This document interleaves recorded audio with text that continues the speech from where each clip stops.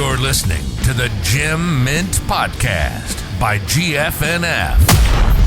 Your weekly breakdown of sports cards, hobby news, and everything in between. Here's your hosts, Jake and Nico. Yo, what is going on, everyone? Welcome back to another episode of Gem Mint by GFNF, episode 12. This one's a pretty good one. Yeah, what's going on, Jake? Oh, not much, man. Good week. Exciting episode. Yeah, so we're going to run through kind of this past week like we usually do, and then at the end here, we're going to talk with our boy Ryan, CardCollector2. Got to kind of just chop it up with him for a little bit, talk hobby, just kind of the state of the hobby, and just what's going on in his life, really. So yeah, let's hop into it here.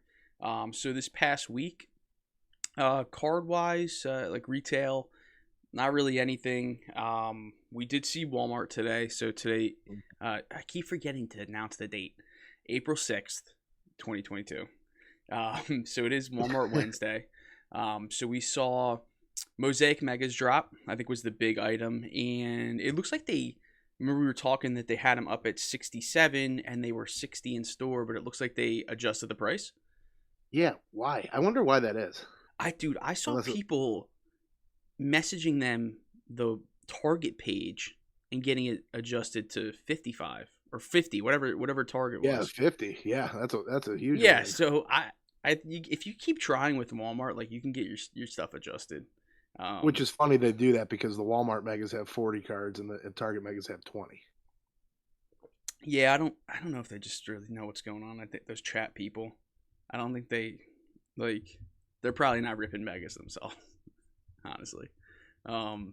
Yeah, so other than that, pretty dry retail wise. I think the big drop of the week was WWE Prizm. So over the past couple days, there's been some hype kind of coming up, leading up to this release. We saw on Twitter, he's actually a guy I follow, Derry. He got a case. He got a case yesterday, and he went live and ripped open a box.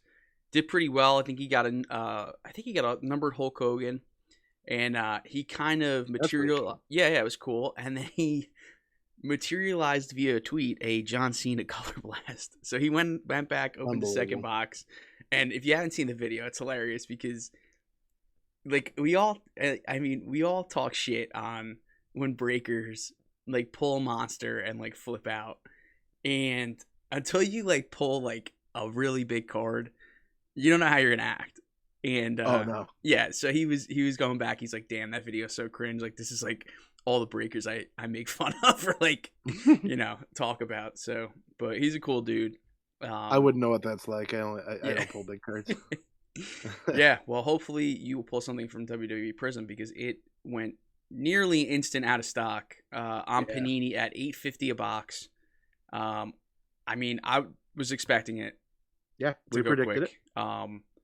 Just after, I was a little bit not against it, but I wasn't seeing super long-term value at first with it. There's other, wrestling companies out there now. AEW is a pretty big one for those that watch wrestling. But once the checklist came out, I saw some of these dual autos and kind of what some of the old Topps products were commanding for some of the big guys, mainly like Roman Reigns, he's like the big guy right now in WWE. I just, the nostalgia factor is just gonna, and like people our age like have just stupid money now, whether they're in NFTs or have been flipping stuff or they actually have jobs now to like spend money. The nostalgia factor is just there, and first year Prizm, I mean, it just first of only two. I mean, there's only going to be 2 years of this at the most. Yeah, as far as we know, 2, maybe 3, but I would probably put 2 out there. So I got a case, not touching it, just putting it away. There's a color blast in there, bro. Oh, that's good. Well, now I'll never find out. I did get some first off the line too. Yeah, if I'm gonna open anything, honestly, I would probably open a first off the line, just because of the sheer ability to hit a pretty big, non-auto. Have the chance at a big auto, and then a chance at least an out of 10, or an out of 3. But we'll keep an eye on the market. I think the cheapest on eBay is like $9.75. Yeah, that's what I said. Yep. They've been getting singles have been getting scooped up like crazy, like absolutely crazy fast. And there's not a ton of this stuff made, so the more and more that gets ripped, the higher the value of the box should be. Yeah, you have to imagine either the supply was super, super low, or the demand is really, really that big.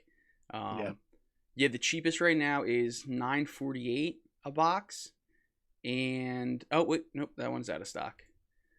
$9.75 seems to be the cheapest, and he has sold 3 of his 12. So this guy must have had a case. So already in the positive there. I honestly think these near term settle around 11 to 1200. People are going to be ripping these. You're going to see a lot of big hits. It's just going to take that one card to get pulled. And I've already seen big bounties out there for Rock and Stone Cold Golds. So people are headhunting for these big guys, these legends, Prizm Golds. That's kind of like the coveted card, honestly. So we'll keep an eye on it. But just transition here to some stuff going on in the hobby. Kind of like a sad story here. Mamba Cards, who obviously they're out in LA, or at least California. They were robbed. So they're pretty like decently sized breaker out there, and they posted all the footage of the 2 dudes in mass stealing cases of high end product. I mean, how much in product was it, Jake? Like 200,000, I think. Yeah, it was at least 200,000. It was a lot of high end cases, National Treasures, Immaculate, Flawless. They stole a lot of high end stuff. Yeah, I mean, what are your thoughts on that? Like, are these guys that are breaking, they're being too relaxed with? I mean, it seemed like they had no security system or anything. Yeah, so I saw an interesting take, actually from a pretty well-known hobby standard guy, Divine, that said, a lot of these higher-end card shops that are carrying that kind of product need to kind of take the time and effort that jewelry stores have and just put stuff away. You got to lock stuff in a safe. You can't just leave it out laying around, because it's real easy to bust a window or bust a glass door. It's a lot harder to do that and then get in and crack a safe. Yeah, so. I actually I've been thinking about this myself. I kind of wanted to see like what your thoughts were on this. But we have companies like PWCC, Golden, and Alt as well that have vaults that you could send your stuff to.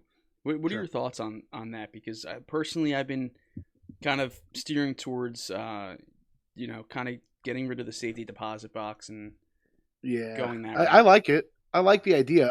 Obviously for this scenario, when they're ripping product, and breaking product. But for some, if you're invested in wax and definitely, sealed stuff that you see going up, whether it's slabs or wax or whatever it is, I think the vault option's a good idea. It gets it out of your house. Anything can happen. Your house can catch on fire. The bank can get robbed. Whatever it is, where you're keeping this kind of limits your risk. And I believe these companies assume the risk when you send it to them. As long as it shows up okay, they assume the risk. They got the insurance policy to cover it. So I do like it. Yeah, that's it. This is why I messaged you last night about BBCE, because I was doing some research with Golden, and because I'm in South Jersey, so I'm pretty close to both Golden and Alt. Both of their I think their vaults are in Delaware, and maybe it's changed, but I started to look at kind of options there, and it looked like Golden required BBCE authenticated wax if you wanted to store wax, whereas Alt does not. So they currently don't allow you to see it on your profile. So you have like an online profile with all your cards, but they will inventory it and they will store it. They charge a fee per box. If you have a case, it's per box instead of the case. They require it unless it's a Pokemon case filled with G.I. Joe cards. Yeah. That may help.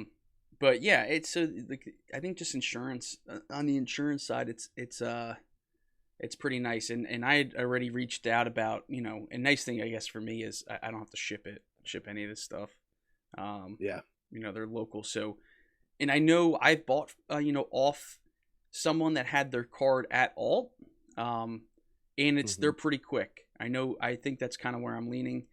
So you can easily, if you wanted to buy a card off me that I had in my Alt vault, I could put in a request to ship it directly to you, from there. So it's also nice to lateral stuff too. So if you have an account and you're buying stuff from someone that has a vault, it would literally just change possession at the vault location. Well, here's the thing.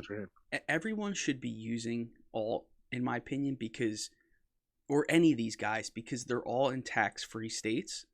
So you can even buy raw cards on eBay, ship it directly to your Alt vault, and pay 0 tax. So if you're buying big cards, yeah, everyone should be doing this.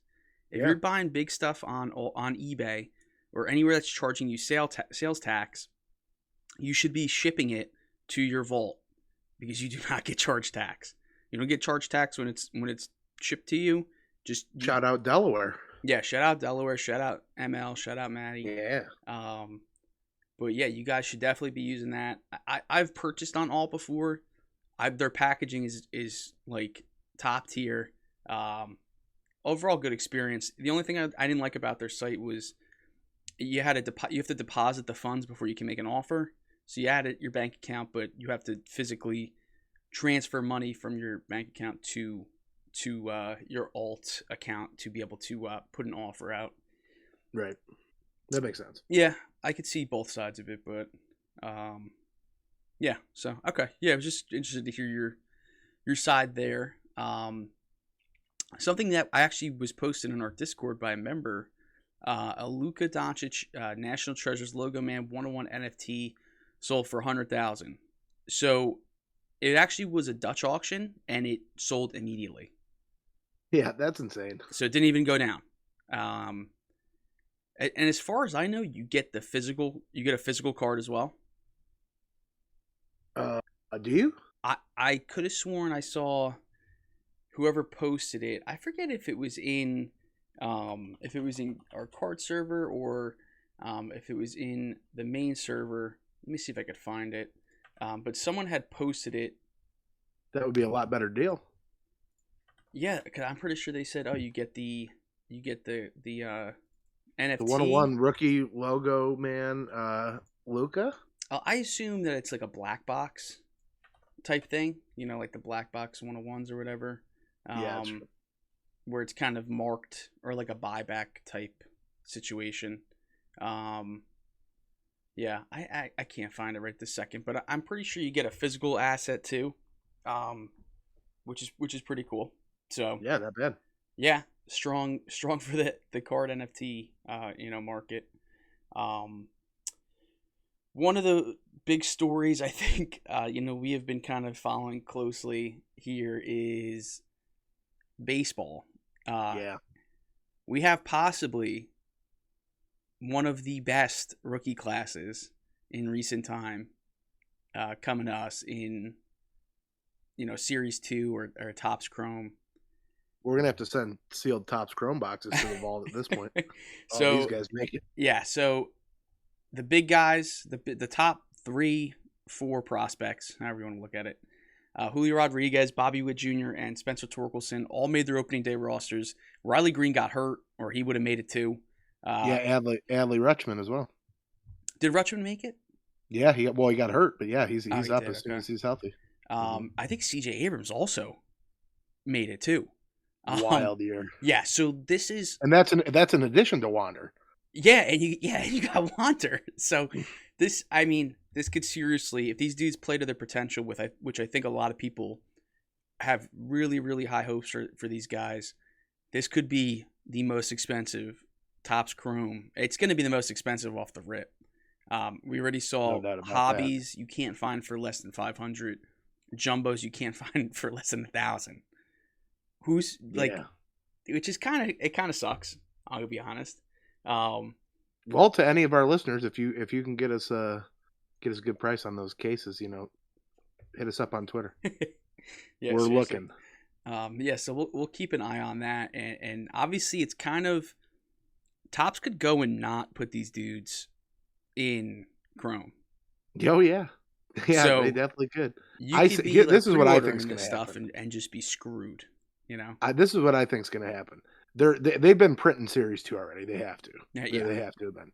So what I think they may do is what they did in 2019 with Vladdy Jr. is possibly save 2 of these guys to carry Update and Update Chrome, and put one of them as a short print rookie in Series 2 and then in Chrome. So you'll have, let's just say J-Rod as a short print rookie in Series 2, and then him and Wander carry Chrome, and then Witt and Torque, or a combination of that, maybe save 2 of them for Update. But then again, if you have Adley and Riley Green and stuff getting healthy and up and playing, then you got to put them in there too. Topps is not dumb though, so they're going to save someone to carry next year's product, unless they have, unless for some reason they know for certain that Dominguez and Volpe are going to both come up next year, or someone like that. But I definitely think we'll see at least one in addition to Wander and Chrome, hopefully. Yeah, only time will tell. I mean, I kind of hope we just get them all in one product, because like that would be insane. It would be fun. It would just be a really fun rip. We haven't had, honestly, like, blows past 2020 with Lou Bob and whatnot. Mm-hmm. Definitely. I mean, 2019 is like the only close thing. I did place a minor wager on Lou Bob to win AL MVP at plus, I think it was 1,500 or 2,000, something like that. I put some wild bets out there. I did bet on J-Rod to hit the most home runs in the league. Okay. Or at least in the American League. Yep. 100 to win 9,000. I like it. I think he's down to like plus 600 or 6,000.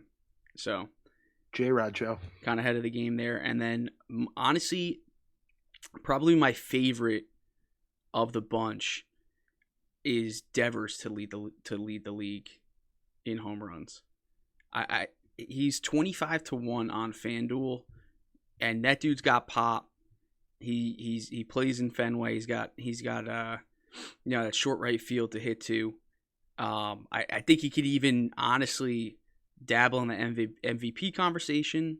It kills me to say it as a Yankees fan, but I really, really like Devers this year. He's the 5th favorite for American League MVP, right with Judge. But I seriously think he could. I think he could lead the league in home runs there. 2018 Series 1 wax going up. Yeah, it could. He doesn't get too much love with in the hobby. I mean, it would take I think like a Vladdy type season to honestly get him to that point. But, yeah, he got overshadowed a little bit. I mean, 2018 was the year of Ohtani and Soto and Acuna, and he's kind of an afterthought. Right. Well, yeah, I could see it. That would pay off pretty well for you if he does. Yeah, that would be nice. We'll see. Logan Paul, he was at WrestleMania. I saw a lot of good feedback from. I didn't watch WrestleMania, but I saw a lot of good feedback from his match. Actually, apparently he's really, really good. He's an entertainer, man. He's good at it. I mean, he's really definitely good at it. But he, of course, in Logan Paul fashion, wore a $5.275 million Pokemon card, which was in, I think, a couple $100,000 case around his neck. So it's the most expensive Pokemon card, or like the highest sale. It was a Guinness Book record. Yeah. He made sure which you got a plaque for and all that. Yeah. So it's the PSA 10 Japanese illustrator Pikachu, is it? Yeah. I think, maybe it's just Japanese illustrator. Might have been. I don't really know the Pokemon I need Slump for this. This is a Slump thing. We need to have a button like a phone a friend where someone calls in to be our Pokemon guy. Maybe no, I'm pretty sure. Yeah, it has a Pikachu on it, 100%. Pikachu rookie. Yeah, it's a Pikachu rookie card, first Bowman, but it was a private sale. No one knows who the owner is, or I think all they gave was that he was from Dubai. So shocker. Yep. But yeah, Logan has it, high sale, pretty cool. Just a cool piece to find. I don't think anyone really had seen it, in a while. It hadn't surfaced in a while. I know PSA was tweeting at them. They want to get it in the new holder because it's got a pretty low cert number. So how many people that don't dabble in cards rifled through old boxes trying to find one of those when they saw that? Probably a ton. Could you imagine having to crack that if you're reslapping it? I wouldn't like to. Oh my god. Most expensive Pokemon card ever. Screw that away. What do they do? Like, whatever they do if they damage it? They would have to pay you the value, obviously, and they can't possibly give it a 10 if they screw it up. No, they'll regrade it, whatever it is, and then they'll have to pay out. If it's a $100,000 card, they're paying out $5.1 million, which sucks. But like that's what it is. On them. So I'm just on the story of PSA. They're grading 200,000 cards a week. Other companies seem to be falling farther behind. PSA is ripping through economy orders. People are still getting pissed with their orders from last year, but at least for new orders, they're about a month for $50 cards. Which has been awesome. Not bad at all. Yeah. It's great to see, honestly, because they're just still leading the way here, and it's been great for just to be able to send stuff in, not spend an arm and a leg, and get it back in like a decent amount of time. Right. Steve Aoki, he spent $225,000 on a complete set of red Marvel metal gems, mostly graded by PSA with a few SGC. Been seeing a lot. Set. Yeah, I've been seeing a lot more Marvel PMG stuff pop up. Dude, the metal gem stuff has led our big sales of the week a couple weeks in the last few weeks. Dude, you want to hear something bad? So, me and Alex, Mr. Johns, we bought. I'm trying to remember exactly what the product was. I think it was this year's Marvel Metal Universe, because we had some pretty good luck with Marvel this year. But they did release a product this year. Oh my god, bag fumble, bro. Oh man, why did I just look? We bought a case, and it was tanking. Like, they were $285 a box, I think. What do the NFT guys call that? Paper handing it? We paper handed it. You want to know what the last sold for? Yeah, let me know. $910 for one box. There's a case up for $16,000. So what did you sell at? Like a little bit over cost. We just dumped them. We're like, we're like, screw it, we're just gonna dump it. Oh, and no. So this right here, that's paper hand. I bought it from Dave and Adams too. I didn't even want to look. Why did I look that up? That was a bad idea. You just ruined your afternoon. Yeah, so let's continue on here. Another Zero Cool drop, Jackass cards. Interesting. Yeah, I don't know. There's rookie cards in it, dude. I saw pictures of it. There's freaking rookie cards. I think I saw Vince say he was going to bid $50. I don't really know what they're going to go for. I mean, it's probably going to be something stupid. I bet you it goes close to 1,000. Oh, people are going to get burned on those, probably. Just because of FOMO from the Gary Vee ones. I mean, they have their new zero card parallel, which is numbered out of 0. It's like their 101. Yeah. I would have to assume this is going to be a continued thing, right? Zero Cool is going to continue pumping out sets. I think so. And what's the next Zero Cool project we see? That's a good question. I don't want to spoil anything, but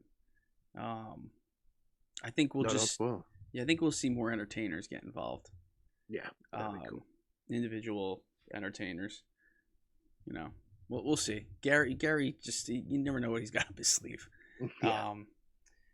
An interesting story here. I'll let you take the reins on it, but there's a lawsuit out against Topps and Panini. Yeah. So a woman by the name of Belinda Wheeler filed 2 separate class action lawsuits against Panini and against Topps over the redemption cards, and it's not for what you think. It has nothing to do with the amount of time, which is extraordinary that they're getting redemptions out. I mean, it's terrible. But she claims that the redemption cards were sold as like an unlawful lottery. Basically, she's referencing the no purchase necessary on these packs, which is true. And for those of you that don't know, if you, and I've done it multiple times, if you fill out the no purchase necessary, and like all you need is a 5x7 note card or whatever, and you just fill out the no purchase necessary stuff on the back of your pack and send it to Topps, and they will send you free cards. Sometimes they're pretty cool ones, sometimes they're just base worth nothing, but they do have that, and so does Panini. And basically, because you are not able to get redemption cards through that no purchase necessary, there must be a disclaimer somewhere in there. She filed a lawsuit. So I don't think that'll probably go well for her. I doubt it. But she basically says, it says, by failing to highlight the no purchase necessary information, consumers are unaware that they would not legally need to purchase the product to obtain a redemption card. So basically, she's saying you guys don't provide the redemptions through the no purchase necessary, when technically by the bylaws or whatever you want to call them of the no purchase necessary, they should be available, and you don't advertise it. So we'll keep an eye on that. I'm pretty certain that she's going to get destroyed. She filed it in both in New York and in DC. So good luck to her. Good luck to Karen. Yeah, good luck to Karen. Oh boy, it's funny. Oh man. So switching gears to the sports world here. Masters Week, and we got Tiger Woods. So Watch out, Tiger. So he is competing. Love it. Whether he takes a stroke or not, I guess we'll find out tomorrow. But it's been pretty wet there so far. He's been pretty clear in his press conference that he's like, I don't enter tournaments that I don't think I can win. True. So pretty cool. He's definitely good for the hobby too. I mean, we saw his card spike temporarily during that announcement too, which is fun. So yeah, yep, pretty cool stuff. Duke did not win. The Duke destiny did not happen. They got beat by maybe UNC. We're not getting a 30 for 30. We're not getting. It's canceled. Brutal. So Kansas beat North Carolina to win the championship. North Carolina had the biggest, just absolute. It was, I mean, honestly, probably not worse than Falcons Patriots, but just collapsed. They gave up. They had a 16-point lead. It was the biggest comeback in national championship history. They lost. Can't believe it. My wife was not very happy because she lost her work pool, which means I wasn't happy. So yeah, we didn't do so hot. I didn't do so hot. I don't know where you finished. I honestly don't. With Duke losing, there's no way it was good. I needed Duke to win. So it's whatever. On to the next one. Shout out to Kansas. April Fool's Day. Okay, did you see all the athletes tricking people? Dude, did you fall for anything? No. The second, because someone said something in the server that reminded me early in the morning, and I'm like, I'm not believing that. I know if you don't get like that little reminder, it can definitely get you. Yeah. But the big one was Edelman to the Bucks got a lot of people because it made sense, right? Like Brady bringing him back and down there, and a lot of people butthurt over that, which is funny. And LeBron out for the year. Actually, I kind of believe that one because like. Technically, LeBron is out now because the Lakers are eliminated from playoff contention, which is awesome. Yeah, wild to see. Right. But Joe Buck, he has moved to the ESPN broadcast team. How do you feel about that? I'd like if he moved to the no broadcast team. Man, he is definitely a hater-love guy. Yeah, no. So here's my beef with Joe Buck. Big Cubs fan, season ticket holder. He had some sort of vendetta. I know his dad was an old Cardinals announcer, and if anyone that knows baseball knows, Cubs Cardinals are one of the biggest rivalries in sports. So during the whole 2016 Cubs run through the playoffs, I would have sworn he was dating Clayton Kershaw in the NLCS when Cubs were facing the Dodgers. It was just the Cubs would be up 5 runs, and it would be how well Clayton Kershaw's pitching. So he's just a Cubs hater, and I wish he would like take a job, maybe broadcasting for like the Venezuelan soccer team or something like that. Somewhere out of this country. Yeah. Yeah. That would be That's nice. a fair gripe to have. I respect it. Yep. So tomorrow is opening day for Yeah, baseball. baby. So we got your Cubs are the first game. Yeah. You gonna watch? Yeah, I'm gonna watch if we can. We've had a pretty busy week at work, but yeah, I'm gonna try to watch. We're in for a rough year. How are your Yankees looking this year? I don't know. They're like so mid-tier. It's like mid-tier, but they're expected to win 100 games. So their pitching is just always atrocious. So If we're 500, I'll be amazed. yeah, I don't think we were winning the division. I think we could slip into the wild card, but this division is just so damn tough with Boston, the Rays, and the Blue Jays. Your crosstown rivals are looking pretty tough this year too. Yeah. They spent a lot of money. The Mets. New owner with deep pockets. April parades. That's what I say to my Met fan friends. April parades. Yep. There you go. Yeah. They don't know nothing about that. Honestly, games tomorrow, Angels Astros is probably the most interesting. I guess Nationals Mets is kind of cool, but because we'll probably get to see Soto hit like 2 bombs. I love it. But yeah, should be a pretty good day for sports. Got baseball back, thank God, before football came back. So that's a win. I know. But so yeah, sick of basketball. yeah. I just no. Yep. So let's get on to some high roller sales and massive pulls. A 2000 playoff contenders Tom Brady rookie auto, PSA 8 with a 9 auto, a cool 1.3 billion. Solid. Not bad. This one's pretty cool. A 1936 Joe DiMaggio autographed gum card, a PSA 3 for 203,000. So I did a little research on that card. Mm-hmm. Those cards were basically you go down to the corner drugstore and buy a candy bar or a piece of gum or something like that, and they had these things in rolls. You know, almost like taking a number at a deli. Yeah. And they would just rip you one off and hand it to you. That's how they give kids little baseball cards back then. That's pretty cool. Shout out to the 30s.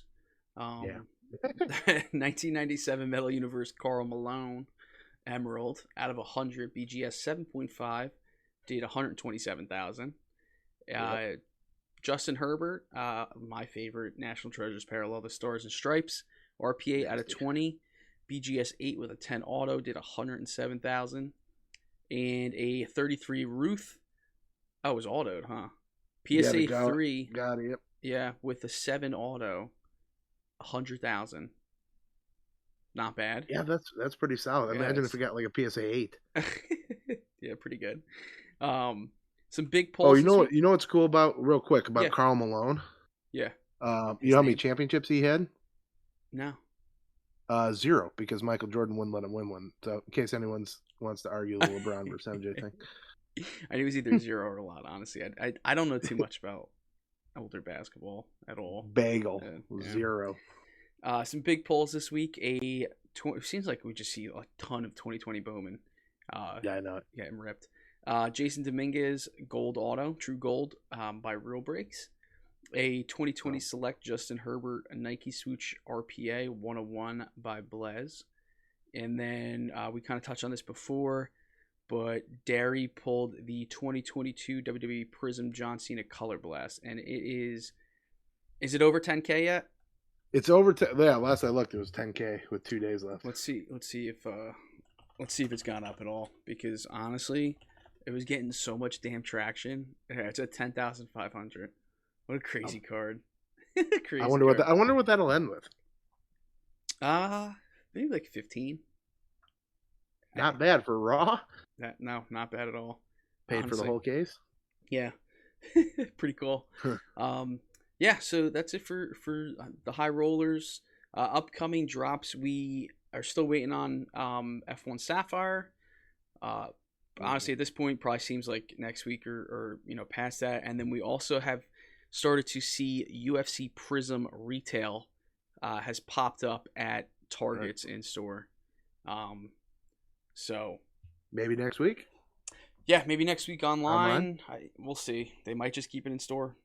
Honestly, they've been doing that with kind of some of the more niche products. So who knows. Yeah, I think that's it for this week before we get into the interview here. So if you guys want to connect with GFNF at GFNF__ on Twitter and Instagram. I'm on Twitter at NaffyBoy13, and Jake is on Twitter at Wrigley Elite Sports. Did I get that right? Wrigley Elite SC. Yep. Damn. Wrigley Elite SC. It's weird. I made it a long time ago. Yeah, that's all right. That's what happens when you're a Cubs fan. But yeah, appreciate you guys tuning in, and let's get into the interview with Ryan, CardCollector2. Thanks, guys. What's going on, everyone? We have a special guest today, Ryan, CardCollector2. If you don't know him, you're doing yourself a disservice here. He's probably one of the big figures in the hobby these days, kind of bridging that gap between collectors and social media and kind of influencers, Ryan, we appreciate you taking some time out of your hectic schedule to talk with Jake and I. Absolutely. I appreciate you guys having me. I'm big fan of Garrett. I've known Garrett for a little while now and started to get to know Vince a little bit more. So when they approached me about, reaching out and hanging out and chatting for a little while, I thought this would be fun opportunity. So appreciate you guys having me. Appreciate the kind words, but yeah, excited to get into it. Likewise, man. Well, let's start with telling us a little bit about your start in the hobby. Obviously, we're big fans of yours, but we've been following you. Me personally, I've been following you for quite a few years now when you started out on Instagram. But could you give us a little rundown of like your start in the hobby? Obviously, we know where you're at now, but it didn't all start this big and crazy. Yeah, so I've done cards for really as long as I can remember. I got into cards like on a more consistent full-time basis type thing in 2006. I would have been 13, going on 14 at the time. Got packs and a lot of retail stuff, and would go to the card shop and get to spend a few bucks here and there. And as I got a phone right around that time, I ended up getting on like online forums. That was kind of like social media, pre-social media. So they had like sports card forum, they had Beckett forums, they had blowout card forums. So I spent years on a lot of those platforms, like on Beckett forums. I mean, I have almost 1,000 feedback. At one point I was top 20 in feedback. Like it was a big part of my life, just like, the hobby is now. And Photo Bucket was really big back in the day where we would post pictures, and they wanted to start charging for that kind of stuff. So, just being a young hustling kid, I was like, I don't want to spend $5-10 a month to host pictures. Let me find a free place. That led me to Instagram, and then Instagram's where it really took off. Was on there for a little while, but I started back in 2013 posting some pictures just as a place to post what I had for sale and for trade online. And then that led, I just started posting more and more. And, next thing you know, I started sharing a lot more about my life. Like, hey, I'm, getting engaged. I graduated college, opened a store, just shared so much about my personal journey. And it kind of grew and grew and grew. And it led to a lot of cool opportunities. And, today we have 11 people currently on our team. We own a brick and mortar store. We sell all across the internet. We produce content on social media on multiple different platforms. So it's been a crazy journey. Yeah, it's exciting. I mean, I remember you stated, if I remember right, you went full time with cards in 2018, right? Yeah. So my wife and I got engaged in February of 2017, and so this would have been probably June of 2018. We sat down and talked, and Instagram was kind of starting to really pop off for us. And I was like, hey, I was really big into Gary Vee's content and his whole message about, one life, no regrets. And my whole thing was I think I'm good at cards. I enjoy doing this, and I don't want to be 50 years old with kids and a mortgage and just hate every day. So I was like, it makes sense for me to try this out and see if this is something I can do full time rather than wait my whole life to find out it is or it isn't. So decided to make that leap right after our wedding, and I've been doing it ever since. Yeah, that's awesome. So we have you bought your first shop in 2019, right? And yep. You made the move to an upgrade. You upgraded to a bigger, nicer location in 2021, kind of right in the middle of the pandemic. That was a pretty big decision, yeah? Yeah, it was, we bought this. So I bought my original shop, like I said, May of 19. And we started the process of buying a new building in December of 2020. So like the heart of the sports card boom. And then we didn't open the new spot because of renovations and permits and delays until May of 2021. So it's funny because like when we had started the process, the market was in a whole different space than by the time we opened. Sure. Not necessarily that the market was down. Not necessarily that the market was down when we ended up opening, but May of 2021, PSA is closed. Like the hobby's in a much different spot Sure. than it is in December of 2020, where everything you buy turns to gold. So yeah, whole different area. It was hard to miss in 2020, no matter what you were doing. But yeah.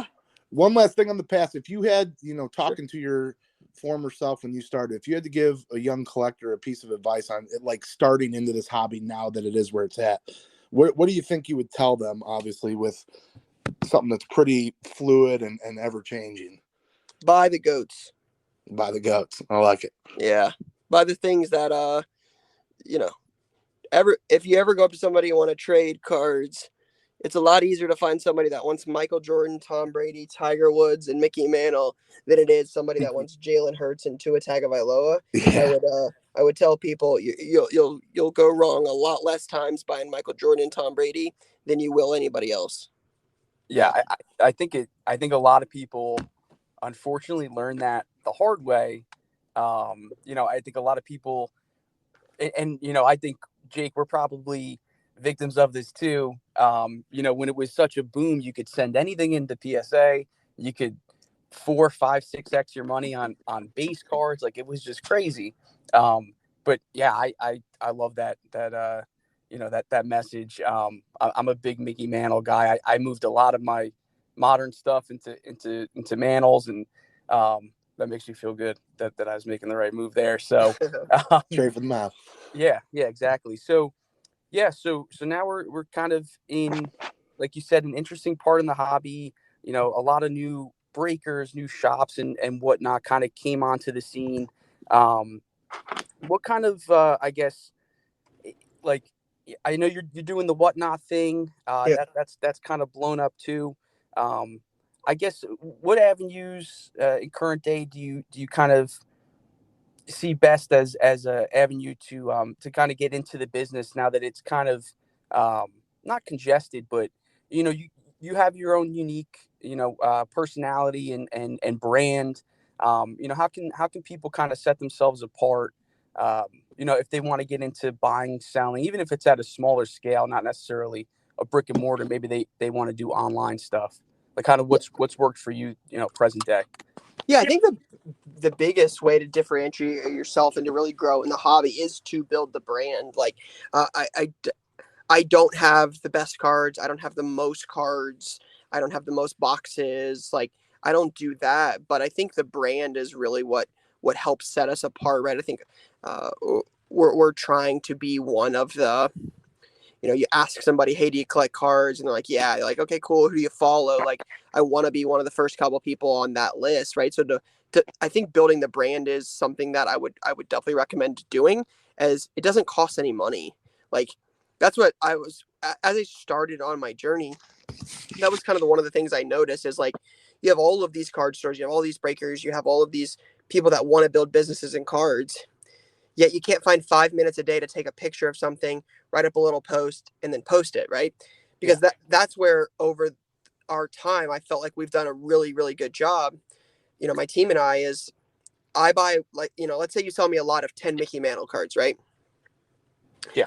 That 10 Mickey Mantle cards, think of all of the content you can create off of that one 10 card Mickey Mantle lot. Sure. I could take a picture of every single card and post one a day for 10 days on Instagram, Twitter, Facebook. I could take a picture of the 10 card lot and post it on Instagram, Facebook, or Twitter. I could take a video of me going through those cards, post that on YouTube Shorts, TikTok, or Instagram Reels. right? Off of one piece of content, off of one 10-card lot, I could get multiple pieces of content across multiple platforms.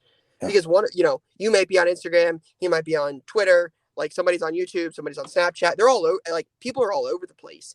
But one lot of 10 cards, you could put across multiple platforms, and you have no idea what somebody might be interested in. And that's what I learned through Instagram a lot is like, up late pricing cards. People want to see what you're pricing stuff at, what you're buying, what you're selling, how you ship, how you price, how you comp cards. People are so fascinated about that. People want to learn. So I think that's something that like building the brand and posting content, that those are things that are free to do. And I couldn't be a bigger advocate for those things. Yeah, I completely agree. I mean, I kind of think I think what you said at the beginning, you don't have the most amount of cards, the most expensive and whatnot. I think I'm pretty big on the Twitter card world. I know like each social media kind of has its own, like uniqueness about it. You got Facebook cards, Twitter, Instagram, and at least what I see on Twitter is, people feel down or if they don't have the best cards, they got to, overextend themselves to get the best cards as opposed to putting out a good product.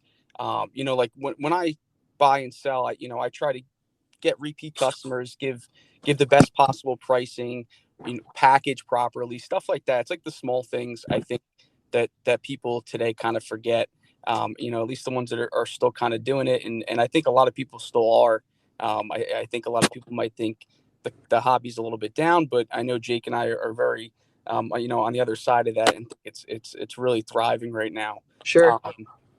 It's just awesome to see. And, I think Jake and I were trying to do a little bit more content. I know Garrett, Vince are trying to, continue to build up the GFNF brand, on that front. So, I got to stop posting pictures of all my cards at once is what I took out of that. Definitely. That's what it sounds like. Yeah. Just like, and we have 30,000 followers on TikTok, an app I never anticipated being on, but we got on it early. And TikTok's one of the few platforms you can actually go viral on, organically. You don't need to pay to play per se. So you take a video of those Mickey Mantle cards, throw in a cool video of Mantle, throw in some like pictures of sales because people are enamored by money and like that kind of thing, and throw on a trending song on TikTok. You're going to get 10,000 views and 1,000 followers off of one video that you weren't even anticipating doing anything with. But since you had 5 minutes, it's not hard if you spend, again, 15 minutes a day learning about TikTok. In 2 weeks, you'd be a TikTok master, or Instagram or Twitter, name your social media of choice. It's not as hard as people think. It just requires 15 minutes a day for, 2 weeks to start you got to start the habit. And then once you do that, it's very, very easy to build on. Definitely. Well, we've seen you now across just in the last year off the top of my head. We've seen you break cards with Trevor Lawrence. We've seen you break some cards with Gary V. And I know you're traveling a lot and this ever-changing world we're talking about. Where do you kind of see the card hobby, as much as it's changed even in the last 2 years? Where do you see it going in the future? I know we have tons of NFT and digital assets popping up, especially with different companies, even in the card world. We have a Fanatics takeover happening. Where do you kind of see this hobby moving? What direction do you see it moving here?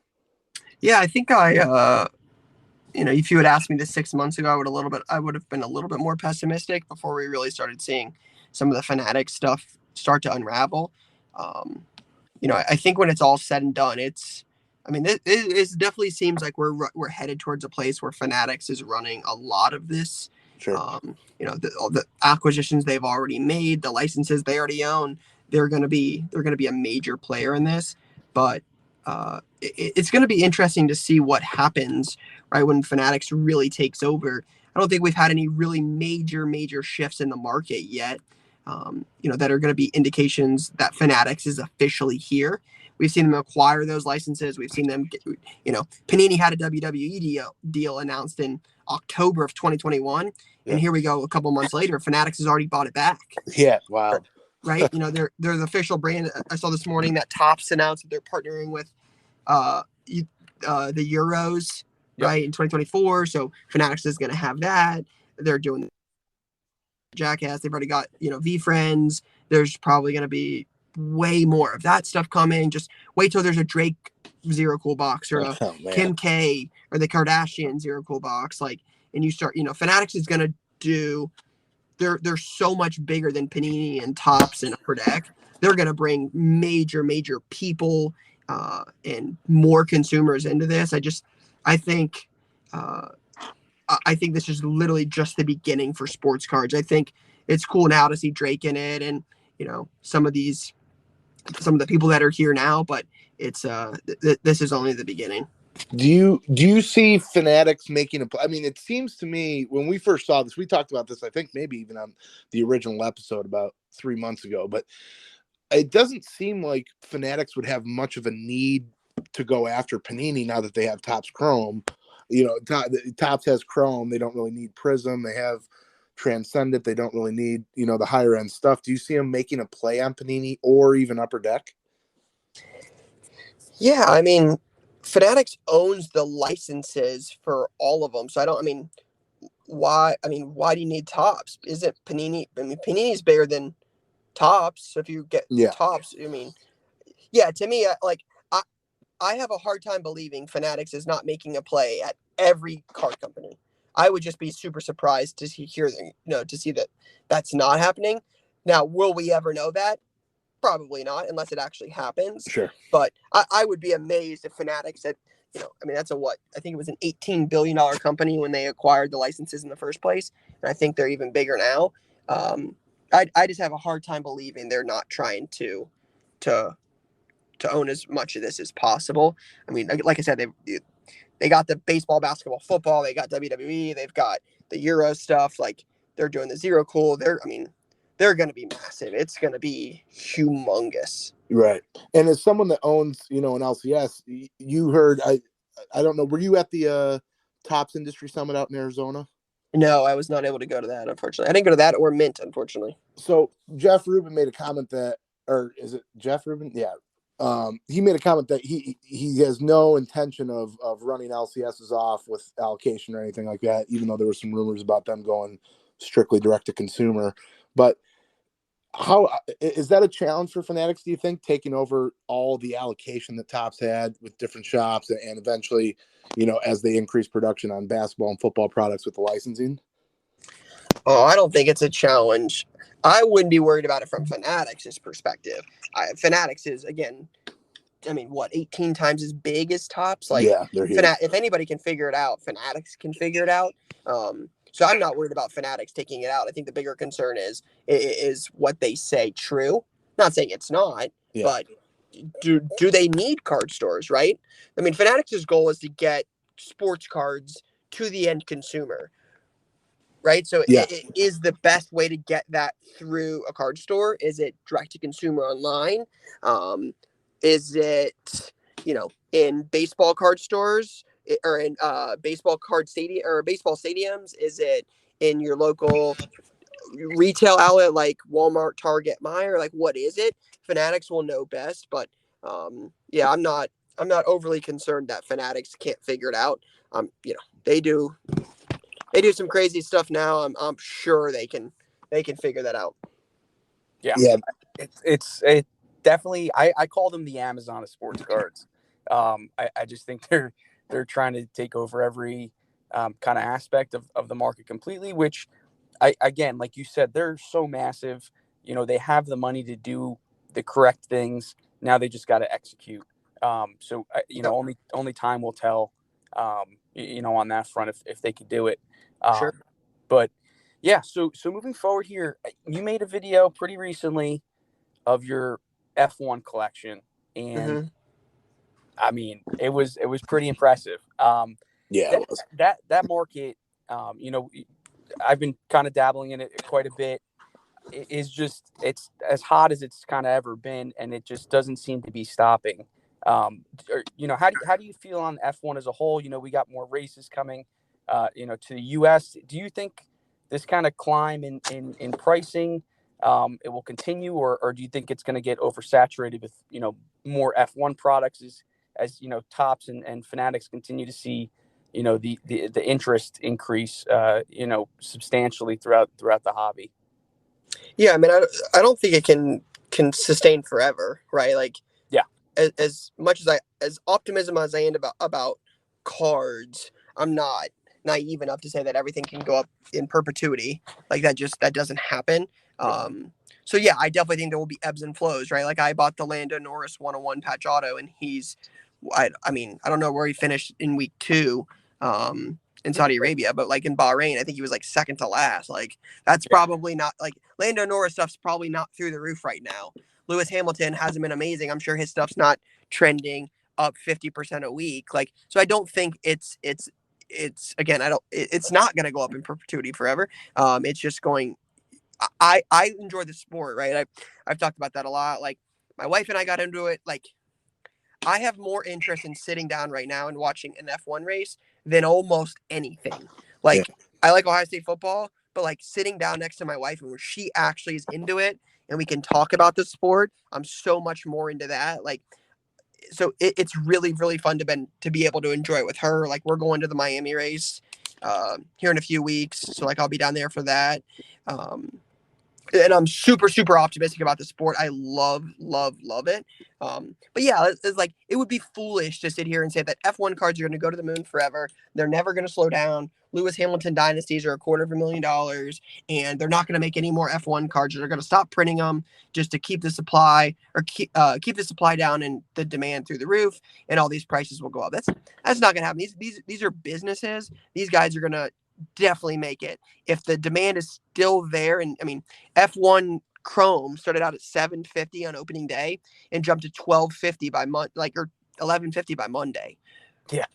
Right. So you're talking about over 50%. It went up 50% on price in a couple of days. I definitely think if they continue to release products like this and they continue to go up and the sport grows like it will, you'll definitely see an increase in different products, more of the product. Like, yeah, it's, again, they're businesses too. I would think it would be foolish to sit here and say that the F1 sport's going to grow like it is, and Topps and Fanatics aren't going to take advantage of that. Yeah, I think just F1's kind of a unique sport. Like you said, you could sit down and watch it with your wife. There's not that many drivers, so it's kind of easy to know who's out there, have a favorite driver, a favorite team or whatever. And I think I don't mean to interrupt you. I think the big thing I like about the F1, right, is, let's say Topps, they're going to make Topps Formula One flagship, just a paper product. They're going to make Topps Chrome Sapphire, and then Topps Dynasty this year, right? So that's 1, 2, 3, 4 different product lines. Yeah. If they 5x that and they make 20 products next year, there's way more football, way more basketball, and way more baseball. Right? There's 4 F1 products. It's the same way I feel about some of like the other fringe sports, the UFC, the UFC stuff, soccer, some of these other sports that just don't have, like, there's a new football released once every 10 days or so on average a year. Yeah. Like I think there's like 35 or 36 different football products. Right. And it's just, F1 has had 3 its opening year, 4 this year. So I think it'll continue to grow, but that's where I think I'm so fascinated by some of these other sports, is just the supply is just so low comparatively. Sure. Yeah. Yeah. It's not too far of a reach for us to think we'll see Stadium Club F1 and stuff in the future. Hey, I think a lot of people want that product. Yeah. Yeah. Stadium Club's a phenomenal photography product. They do amazing. Like, I think that would be great. Like, imagine F1 Transcendent. Like, it would feel like crazy. Like, it's a $25,000 product for baseball, and I have breakers would be dying for on-card Lewis Hamilton Transcended autos. Oh yeah. Well, Ryan, that's one where we're gonna have to watch you open on YouTube. I don't think Nico and I are touching that product. Yeah. But let's get in a little bit on the personal collection side. What's your favorite card in your PC? Give us a little idea of what's in Card Collector 2's personal collection. So like, if you're asking me like true personal collection, like stuff that it isn't worth the most, but I enjoy it, like, because it's like really, like, at the end of the day, I collect these cards because I enjoy it. Yeah. It's some sort of like Braxton Miller 101, my best Donnie Nicky auto, Okay. JT Barrett 101 patch auto. Like Ohio State football is my thing. It has always been my thing. It will always be my thing. Donnie Nicky went to the same school as I did. His mom was my art teacher. I was 8 when I met him or 7 when I met him for the first time. He won a national championship at Ohio State. He came to my opening day at my new card store. Like it will forever. Like that is my PC will be as long as I'm alive. So something like that is really, really cool. If you ask me, like in terms of like, again, I enjoy collecting cards. I believe in this as like a long-term play for 25 to 40 years from now when it's time to, sell. I own a 52 Mano. I bought that last year. That's Crazy. To me is like, that's the sports card. If you say sports cards, it's the 52 Topps Mano. There's under 1,500 of those graded. That to me is one. Growing up a Patriots fan, the Tom Brady Contenders, I own one of those. Like I love that card. Lewis Hamilton Dynasty, right? I own one of those. I bought one of those at a pretty good price pretty early. I love that card. Just stuff like that. Like I have some cool like pieces like that. Nothing, I don't own anything insane, but those are probably some of my favorite cards right now. Well, you're the Ohio State guy. I live in Chicago. I'm a big Bears fan. Tell me I'm looking forward to good stuff with Justin Fields. Yeah, I mean, I don't think Fields is going to be your issue. I think Fields has a lot of potential. I'm not sure the rest of the Bears is. Yeah, you're not lying. Is going to help Justin Fields win. I mean, I think if you put Justin Fields in like, anywhere else, anywhere else, I would feel more optimistic than the Bears' biggest problem is Aaron Rodgers. Yeah, sure. Oh man, yeah, we like him a lot. It's kind of a shame to see him in a system where they just poorly use their quarterbacks, always have, but there's a lot of people excited about him. You went to school? What major Ohio State athletes were at school when you were there? So I had a couple classes with Zeke. I was there when they won the first ever CFP. Oh, that's cool. That's awesome. So yeah, so that was pretty neat. So I started. I would have probably been 14 and graduated because I transferred in. So I graduated in December of 16. And Ohio State won the first CFP like right when I got there. So I was there with like anybody on the national title team. So Bosa, Zeke, Cardale, Braxton Miller, JT Barrett, Michael Thomas, Von Bell, Eli Apple, Marshawn Lattimore, like those guys. Yeah, I saw you with Zeke. You were at a show recently, right? Where Zeke I was in Chantilly in Virginia, out near DC, and Zeke was there. Terry McLaurin, Chase Young. It was really cool. It was a great show. Okay, so real quick, what do you think? You may not have one off the top of your head, but do you remember? What do you think is the biggest card that's ever walked into your shop that someone's offered you or tried to get you to buy, or maybe you didn't? When I first opened, I was offered a LeBron rookie jambalaya. That was pretty big. Ooh. Yeah, that's a monster. Yeah, that's pretty big. The Brady Contenders I ended up buying was pretty big. If I remember right, this is in, excuse me if I'm wrong here. It's been probably 3 or 4 years at least, but I remember seeing on Instagram a while back. Didn't you bought a complete set of 86, 87 Fleer, right? Yeah, I bought in 2. One of them was in shop. Wow. Yeah, that's big. I mean, we saw recently a complete set of those graded sell for something insane. Yeah, it was pretty cool. I think I'm almost to a full set that's graded at this point. Yeah, that's a really cool set. It's great. Well, before we let you go, we have a couple of rapid fire questions for you, this or that. Sure. Yeah. Just to get an idea of what's going on. So, all right, ready? Let's start with LeBron or Jordan. Put you on the spot right off the bat. Yeah. If you had asked me 5 years ago, my answer would have been much easier. You can push on this one. You can pass. Yeah. I'll give you an answer. My answer would have been different 2 years ago, a year ago. I would say Jordan. Okay. eBay or StockX? eBay. Topps or Panini? The only reason I say eBay is because I don't know StockX. Give it 12 months, that answer will change. Yeah. What was the last one? Topps or Panini? I'm a football guy, so I have to go Panini. Okay. PSA or BGS?